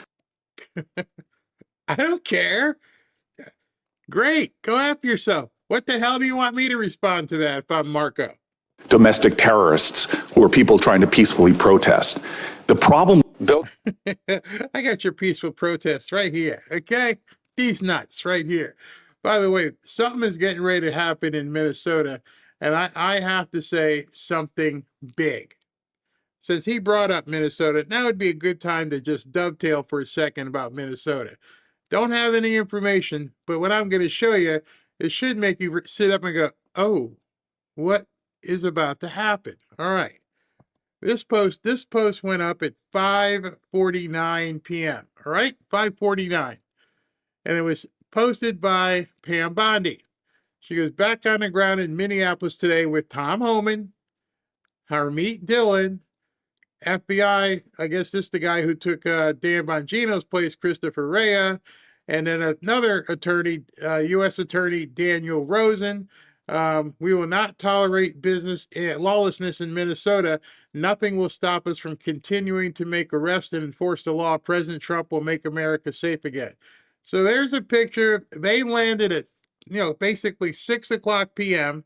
And Pam Bondi, Harmeet Dillon, Tom Homan, and two U.S. attorneys showed up in Minnesota at 6 p.m. Do what you will with that. We know that tomorrow morning there's a cabinet meeting, so she's probably getting ready to fly back, but she's left the nucleus there to put things together. You don't have U.S. attorneys, multiple U.S. attorneys, just coming to talk to Tom Homan. So I don't know, but I would be willing to wager a guess something big is about to happen in Minnesota. And as you know, Jacob Fry said today that he's not, after all the phone calls and everything else, we're not working with President Trump. You sure about that? Yeah. Okay. Just making sure. Weapons and sponsoring terrorist groups around the world instead of reinvesting it back into their society. And as a result have taken on massive global sanctions, which has isolated their economy and their country. And so that's what the Iranian people are demanding, is that they stop doing that and start caring about them and get these sanctions off them. And this regime is unwilling to do it. So the core challenge is the protests may have ebbed, but they will spark up again in the future, because this regime, unless they are willing to change and or leave, have no way of addressing the legitimate and consistent complaints of the people of Iran who deserve better. Very good. Thank you. Thank you. Senator Murphy. Thank you very much, Mr. Chairman. Listen, I think the scope of the project that you are undertaking in Venezuela is without precedent. You are taking their oil at gunpoint. You are holding and selling that oil, putting for now the receipts in an offshore Middle Eastern account. You're deciding how and for what purposes that money is going to be used in a country of 30 million people. I think a lot of us believe that that is destined for failure. And I know that you're telling us today just to be patient, but a month later, we have no information on a timetable for a democratic transition. Maduro's people are still in charge. Most of the political prisoners are in jail. And by the way, those that have been let out have a gag order on them from the government. The opposition leader is still in exile. This looks already like it is a failure. You say you're in serious talks, but as you note, the Venezuelans are great at being in serious talks. They almost never deliver. So I'm just going to give you my three questions and hope that you'll answer them, because I do think we want to try to understand how to judge the efficacy of this as time goes on, because I worry you won't be back before this committee anytime soon, and to understand whether this is just facilitating corruption, both in Venezuela and here at home. So here are my three questions. First, reports are that you've given no bid licenses to two companies to sell Venezuela's oil. One of them is a massive donor to the president. To many Americans, that reeks. And so my question is, can you commit that partners for future sales are going to be chosen through a fair, open selection process? Second, If Delcy Rodriguez, who is an unelected leader, the head of Maduro's torture operation, is still in power 6 months from now, does that mean that your policy is a success or failure? How do we judge when we've had enough of Rodriguez? And third, in your testimony, you reserved the right to use force again in the future if the Venezuelan government isn't complying with your requests. So if, for instance, they refuse to give you access to the oil in the future, if they said, we're just going to keep it for ourselves, would this cause you to consider military action? And do you concede that if you're using military action simply to try to compel cooperation from the government, you absolutely need congressional authorization for that? So if you can answer those three questions. So the first question was about the trading companies. The second is about Delcy still in power 6 months from now. 6 months from now. And the third is on the use of force. Yes. Okay. On the first one, the two traders. So here's the problem we faced. The problem we face in the short term is they had no place to put oil. They were running out of storage capacity for their oil. We had to move that oil to market very quickly. The only way to move it to market very quickly is to plug into these two primary trade companies that could sell it in the open market. That is not the permanent outcome here. That is a short-term fix to a short-term problem, which is they were literally storing oil. They brought in tankers and had tankers sitting offshore just to hold their oil. At some point, their capacity to produce was going to be shut down and their ability to generate revenue. So we had to move that oil very quickly. The long-term plan is not those two trading companies. The long-term plan is for them to have a normal energy program that sells directly into the market, directly to refineries and to companies that are exploiting and exploring it. For example, Chevron has operations there that never stopped. They seek to expand those operations. They don't need those trading companies. So those trading companies were a short-term fix for a very acute problem because we wanted to prevent societal collapse because they had no money for revenue. On the second point about her being still in power, look, let me say this, a couple things. This is not unprecedented. I can point to a number of places, Spain, Paraguay, two examples of places in which there was a transition, from an autocratic regime to a democratic regime, and it took time. I can't give you a timeline of how long it takes. It can't take forever.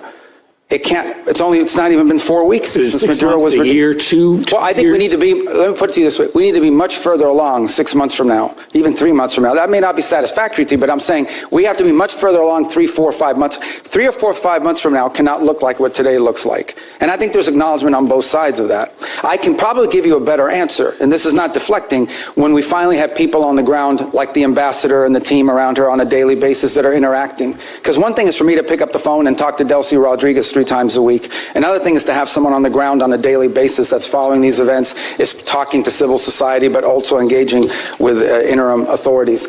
But the fact of the matter is that, yes, we want to see quick progress. As you said, it's unprecedented, okay?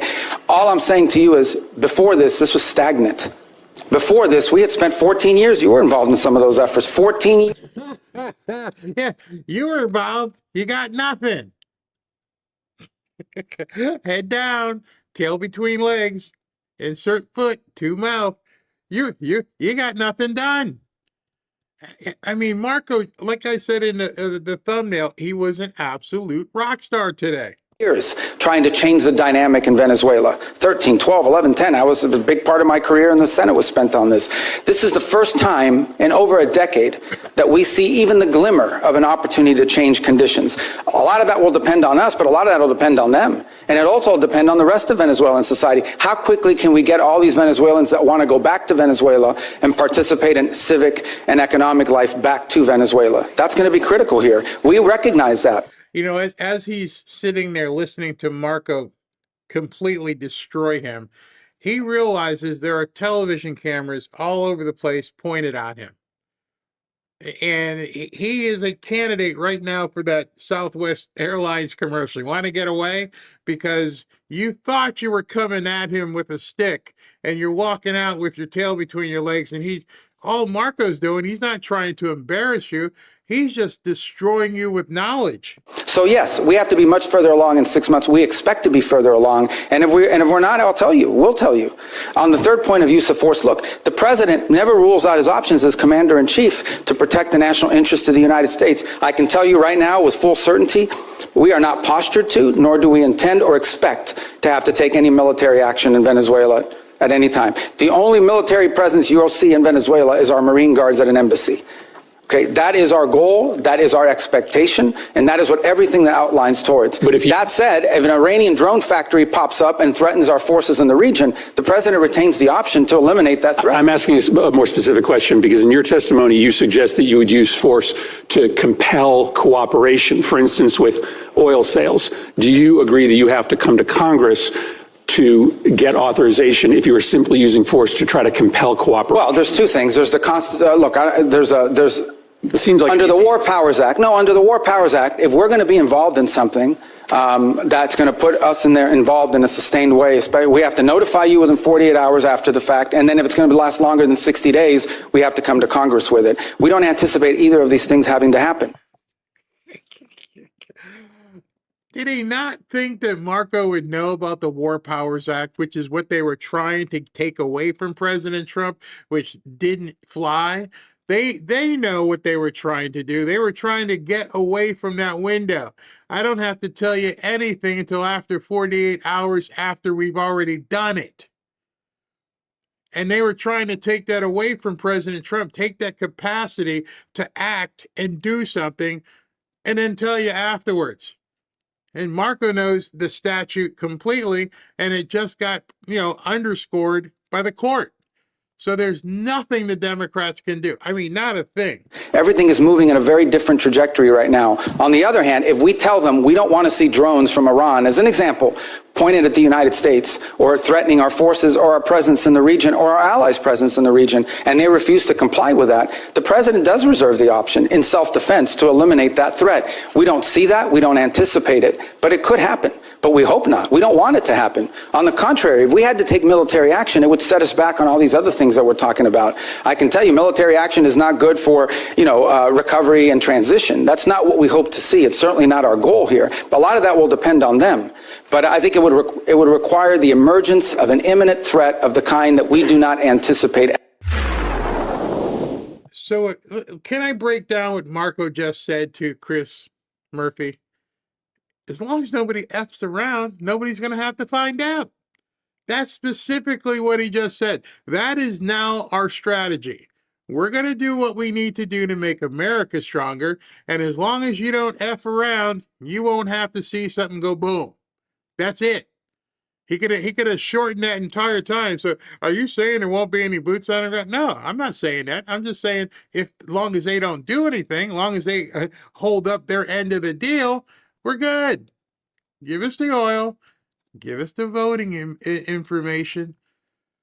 Now, I want to talk to you about this voter thing because we're going to talk about that in depth tomorrow as I grab more information, which I'm also finding out. But I just had to ask you a question. Anybody find it odd that here it is 2026? We've had some idea that Georgia was a fraud. We've had all kinds of people who found this, followed the 17th letter, who realized there's something really bad in Georgia. Something stinks in Georgia. Did anybody find it odd that 6 years later, after Maduro got stuck in a hole someplace, that all of a sudden they're driving trucks up and doing all kinds of things in Georgia? Coincidence? I'm not thinking so. I'm not buying it that's a coincidence. You shouldn't buy that it's a coincidence. There's something happening really big tomorrow in Minnesota. I kind of just alluded it to you. Let me just show you this again. Where was I? I showed you this here, that different picture, that in Minnesota right now, this was at 6:26 p.m. You got Tom Homan, Harmeet Dillon, Pam Bondi, and two other U.S. attorneys are there, correct? Okay, you got that. Then we have to talk about something else that President Trump put up. President Trump put this up at 6:45. I always like to see the timing. I am pleased to nominate Colin McDonald to serve as the first ever Assistant Attorney General for National Fraud Enforcement, a new division at the Department of Justice, which I created to catch and stop fraudsters that have been stealing from the American people. My administration has uncovered fraud schemes in states like, wait for it, Minnesota and California, where these thieves have stolen hundreds of billions of taxpayer dollars. Colin McDonald is a very smart, tough, and highly respected America First federal prosecutor who has successfully delivered justice in some of the most difficult and high-stakes cases our country has ever seen.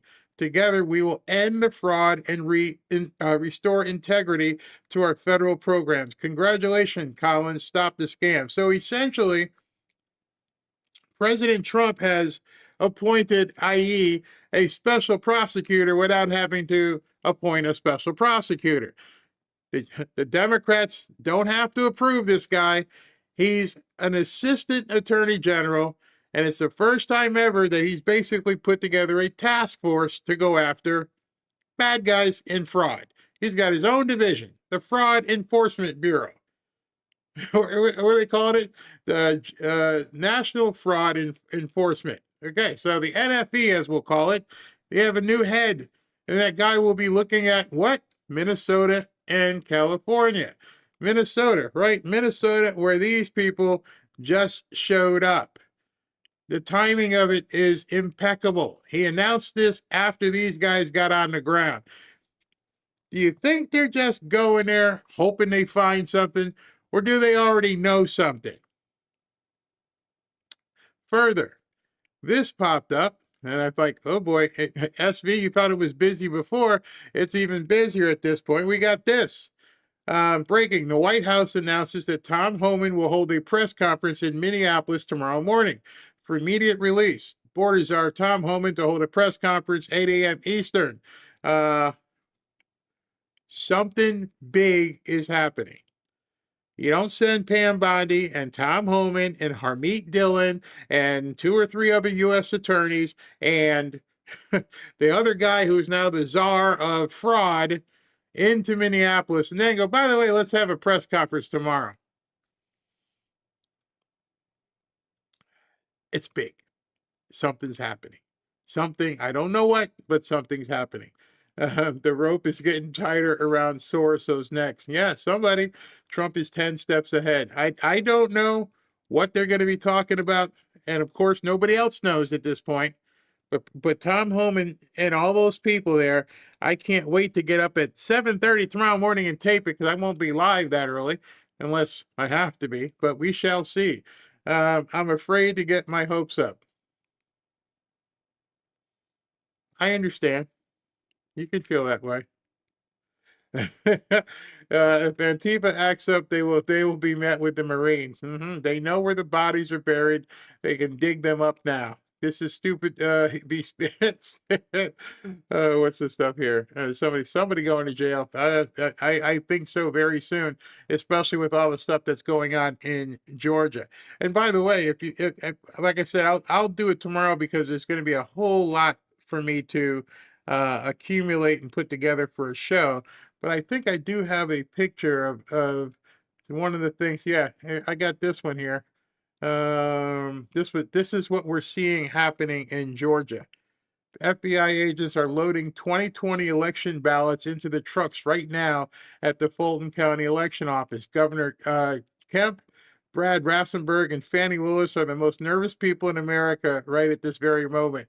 And they've got, see they got one FBI truck, and then they've got this big truck here that they're loading and taking stuff out. And they've been in control for some hours now at this point. So in addition to everything that you're seeing happening in Minneapolis, President Trump, through RFK Jr., also dispatched Dr. Oz out to California. And lo and behold, the same crap is happening in California. Let's talk about illegal immigrants. So Gavin Newsom was giving us a hard time for threatening the health insurance of illegal immigrants. Just to be very transparent, if you're on Medicare, you don't get free dental, you don't get free vision. You do if you're an illegal immigrant in California. This is the infuriating part. So anyway, so you got taxpayers in New Mexico, right, which is a blue state but a poor state, paying extra tax dollars to the federal government that are recycled back into LA to deal with the fraud that I'm talking about. So illegal immigrants, he's mad. We're horrible people. We're Republicans. You have no conscience. You have no heart. As soon as we made it clear we were no longer going to pay for illegal immigrants in California, what did he do? He took them off Med-Cal. Now, he didn't take them off, on the federal side. So in theory, only emergency services are going to get paid for illegal immigrants in California, which is a national law. And it's reasonable. Reasonable. Now, we want babies delivered, car accident victims. Yeah, of course. Yeah, of course get health care, but not elective hernia surgery, cataracts. You have to be an American citizen who paid into the system to get these. So anyway, we deal with this. Gavin says we're only going to pay for illegal immigrants through our own state-based system. We've audited him now. This data is coming out this week. We have now found over $1.5 billion of money spent wrongly. We've audited it. They're not even arguing. $1.5 billion from that California charged the federal government for illegal immigrants that they're not allowed to pay charges for. They have to pay for it themselves. He's not happy, but they're paying us because they know we're right. So you're going to see something happen very interesting in California. As soon as the money is being paid by California government officials, they're going to start getting more serious about this. And that's why it's so important for us to say, we're not into this anymore. I'm not going to let taxpayers in Alabama and Mississippi, New Mexico, our poorest states, pay for the fourth largest economy in the world, and they get less. So again, this coincides with what President Trump put up here. The new czar of fraud enforcement. And this new czar here is also going to be looking at California, Minnesota, and California. You see how these breadcrumbs start fitting together? They don't tell you what's happening until you start putting the breadcrumbs together. Oh, that's what Dr. Oz was talking about. That's what they were referring to. Now they've got the goods on California. And I don't even know if the Data Republican or Haley West or Cam Higsby, I know Betty went out there, they're fighting this stuff anywhere, and now it's coming to light. So you can see these are medical buildings. They've got Cyrillic writing, Russian, Armenian writing. Both sides, there's lots of action, it seems. I don't know how many patients are getting care, but in this 4-block area in Los Angeles, there are 42 hospices. That means there's a lot of people dying all of a sudden in Los Angeles. 42 hospices. In case you guys don't know, well, most people know what a hospice is. It's where you have to go at the end of life when the doctors say there's nothing we can do, you're going to die. They got 42 of them. Wink, wink, 42. So either there are a lot of people dying here, or you've got a fraudulent activity that is so good that everyone wants to get in on it. I'm in Van Nuys in Los Angeles, and this boarded up area above my head here is a big hospice center. There are apparently quite a few hospices around here, 42 within a 4-block radius. And these guys stole $16 million. Listen carefully. The main guy went to jail for 2 years for stealing $16 million, which is a good trade-off for a lot of folks. And if you look at it, it's pretty in the script. There wasn't anyone really in there. They weren't doing any services. They just got an address they could claim was a hospice. We're in the wrong business. I'll just tell you. I don't know how. Where did these people get this idea that they could open up daycare centers and transportation centers and hospices and in hovels in the hood and get paid gazillions of dollars and nobody was ever going to check? I don't think they're ever going to be able to tell us how much was stolen because we all of us are just like, no. How much have they been stealing? I mean, at this point, it's hard for normal people to sit back and go, wait, 1 trillion, bagillion, zillion. Everybody's been stealing. Everybody's in on this. Why are we paying taxes? Just so that they can give all this money away. And then they ran the business claiming people were at home getting services, which they really weren't. What we have learned is there's roughly $3.5 billion of fraud taking place here in Los Angeles in hospice and home care. I have a question. If you're in hospice or getting ready to die, how you climbing up them damn stairs? And then if they do die, how you getting them out? Hospice, huh? Maybe they just bring them in there and kill them, because I wouldn't want to spend my end of days in that. I don't want to spend my end of days in some tenement. No. Quite a bit of it by the Russian Armenian mafia. You notice the lettering and language behind me is of that dialect. And it also highlights the fact that this is an organized crime, mafia deal where you've got folks who have systemically recruited doctors to write false prescriptions, hundreds of doctors participating. They've got 100,000 patients who they've tricked or paid to give them their beneficiary numbers so they can perpetuate the fraud. And then the criminals are just running the whole organization and quickly scurrying away when law enforcement does get around to prosecuting them. Unfortunately, in California, there has not been a lot of attention on these problems. That's going to change. The U.S. Attorney, the FBI, everyone's now focused on the fact that I saw this comment. I had to put it up. Somebody goes, "What? 16 million? You ain't seen nothing yet. Gird your loins. wait till you see what's coming up, Uber Mom. 16 million, that's the appetizer. That's salad compared to what you're about to see. Oh my goodness, these people.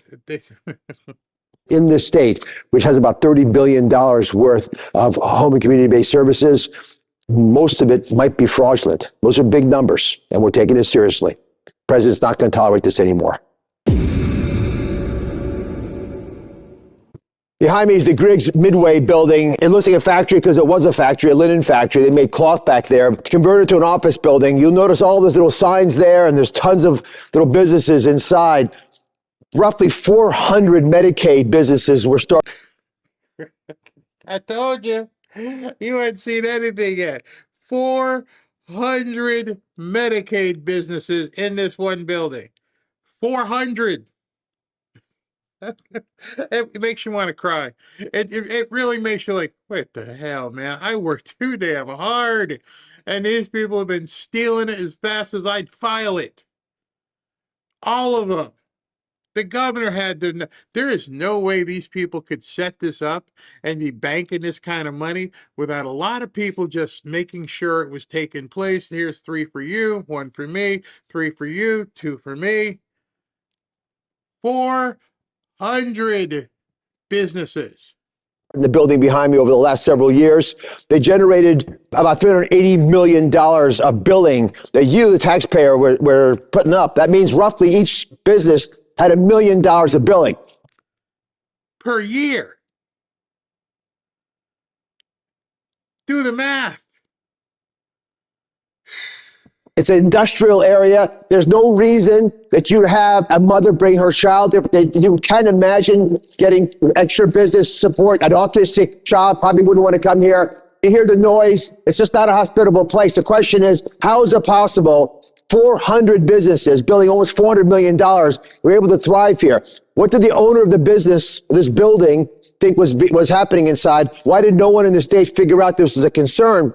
And perplexingly to me, in a place of this nature, an industrial complex that people would not come to for child care or autism care or transportation support, how is it possible this could come up like an abscess in the heart of Minneapolis? And this is a couple places in California. California, big ass state. Lot of buildings in California. Just start doing the math to yourself.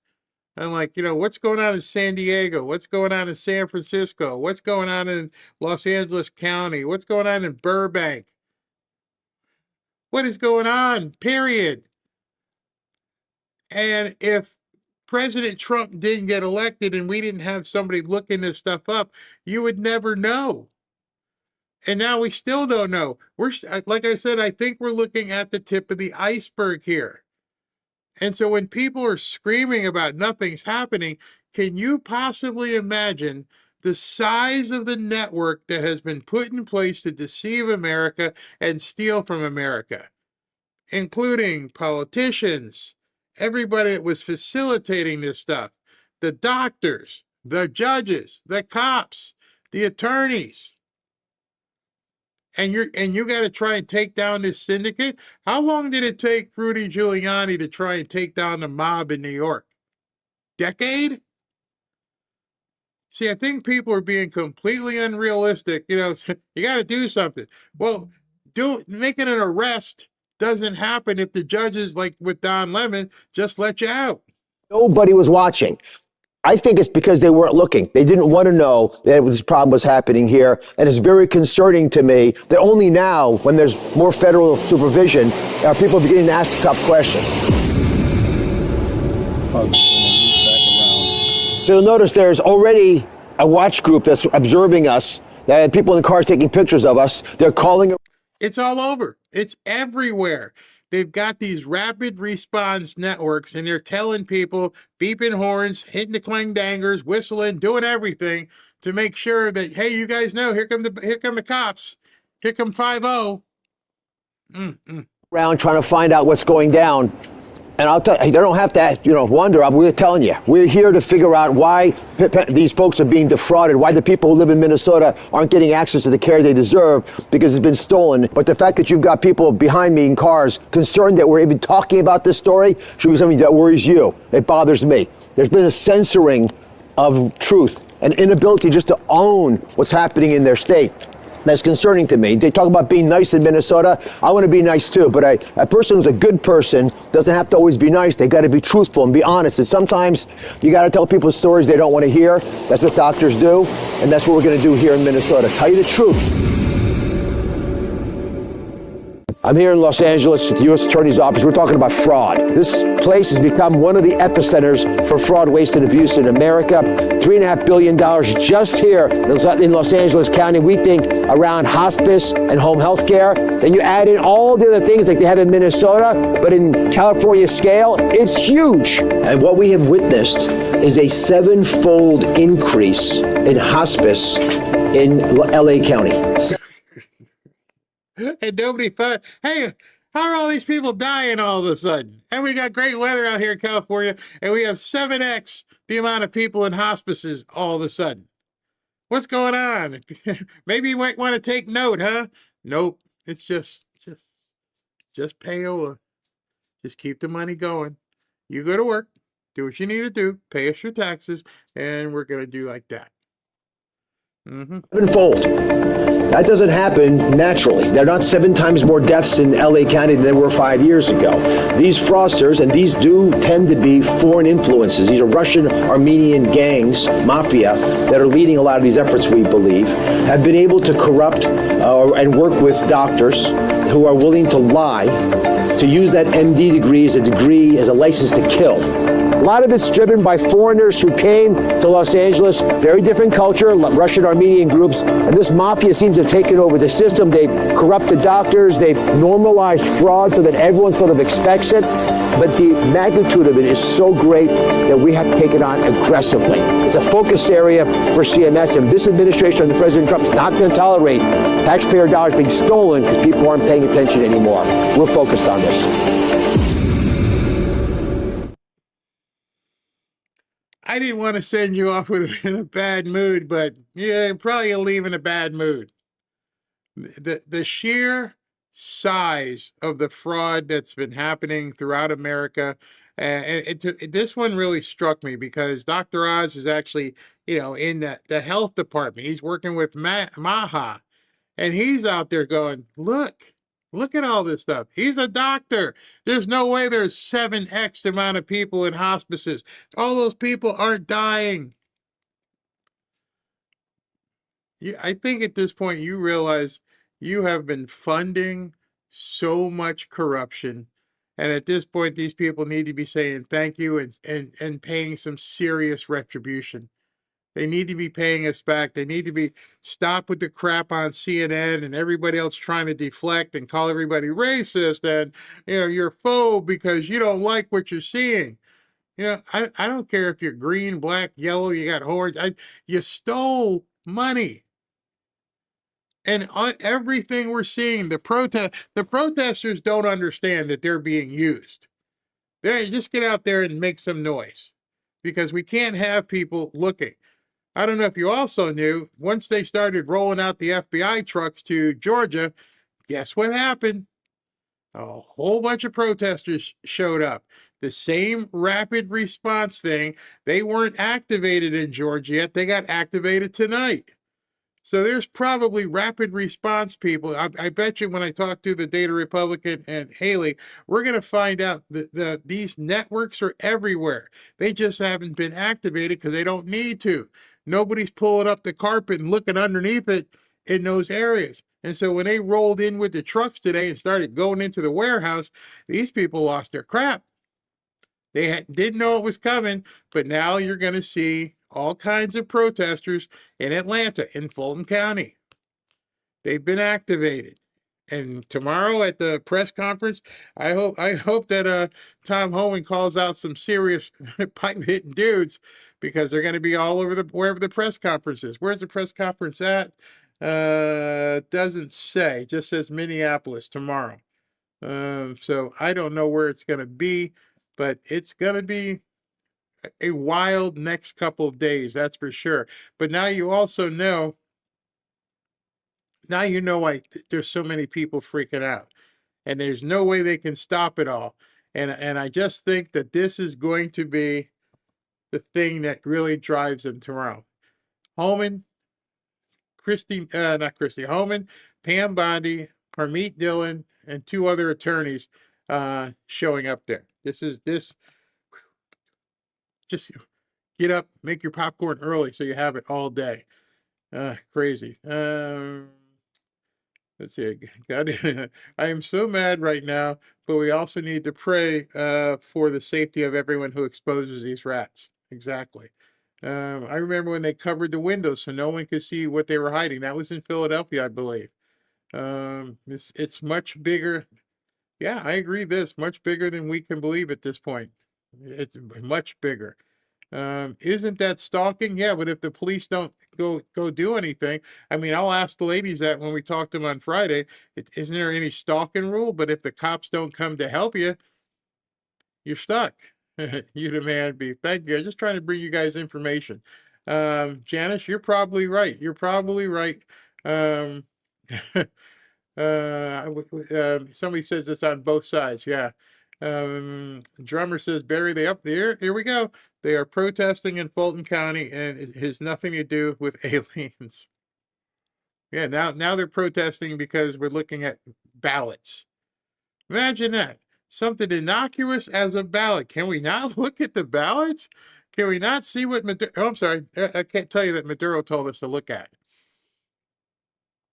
I will never run again. Resign now.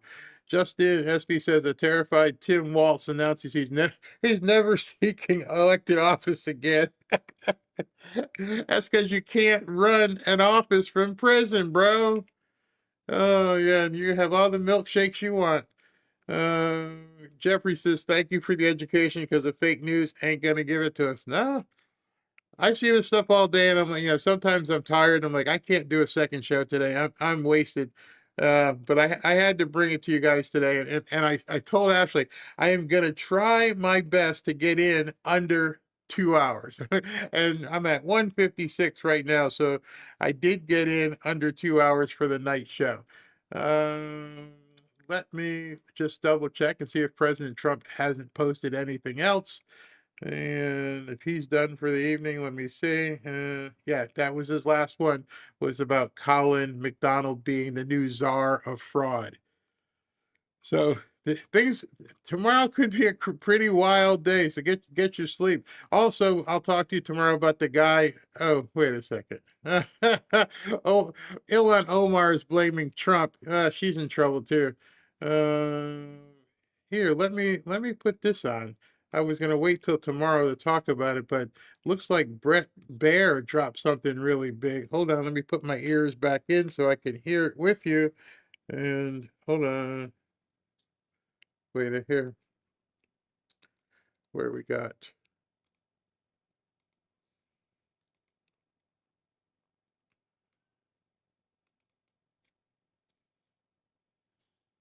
Breaking tonight, FBI agents are going through materials found today during a search of the Fulton County, Georgia election office.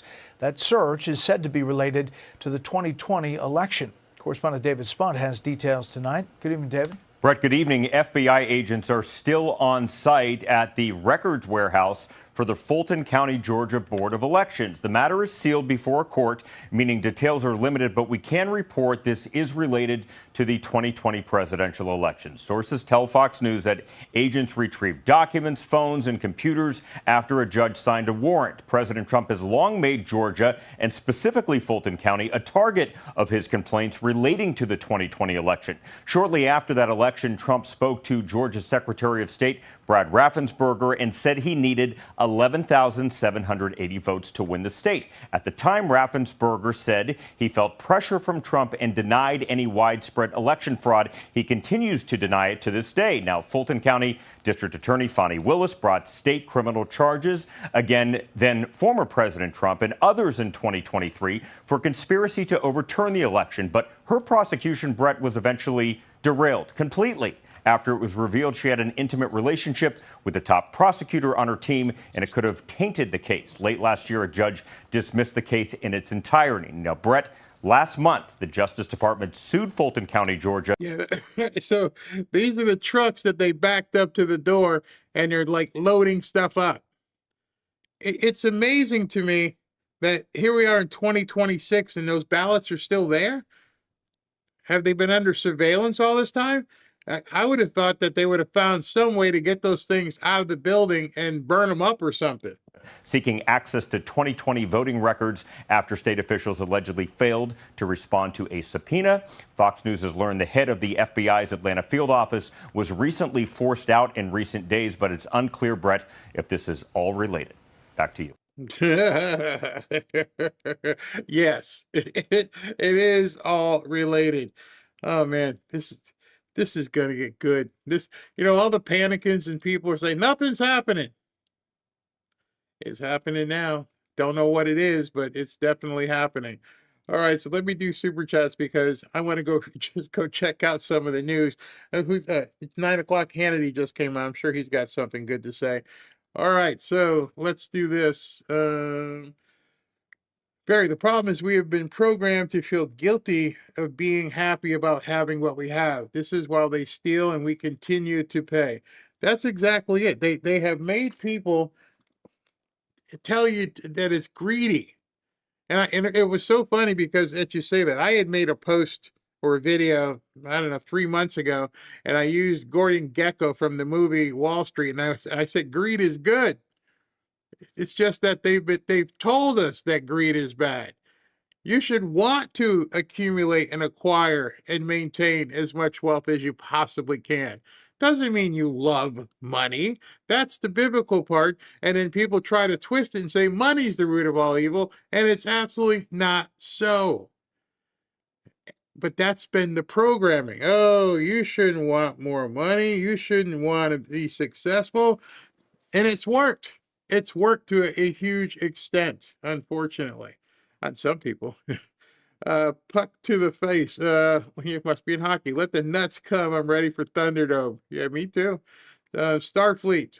My local news announced Tulsi Gabbard, ODNI, is coming to investigate Fulton County office. They're bringing in all the big guns. Oh my goodness. Tulsi's going to Fulton County? This is going to be crazy. Ready and willing and able to rumble, Barry. Thank you.